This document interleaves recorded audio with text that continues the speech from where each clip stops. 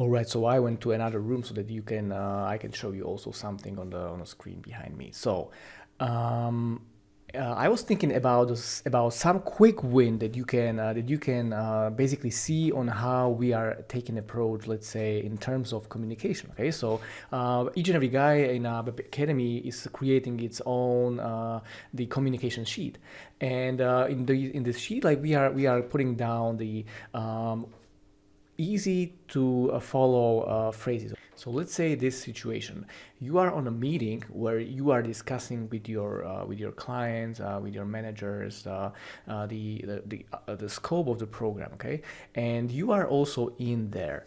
And let's say this is the long discussion, 1 hour long, it may be even longer. And let's say after half an hour you got lost in some point, and instead of being calm and quiet and just be a little, and instead of being somebody like who is nodding and saying like, yeah, you understand everything, like being smart guy, and but at the end, like, you don't know what you don't have any clue what they are talking about. So instead of playing this bad role, which can really turn or backfire to you, this is one small sentence that it really helps me in kind of breaking the or making sure that I really understand and I clarify what is the scope of the project. So this is the sentence, okay? So may I like basically in the middle of the discussion, like I just interrupt the discussion when it makes sense, okay? So I ask something like, may I have a question before we move on?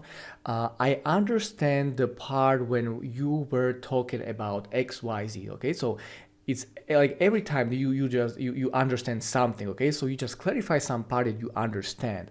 So I understand the part when you were talking about XYZ, and then continue the sentence, but I'm not sure what you meant when you said ABC, okay? And for ABC, you say like basically what you don't understand.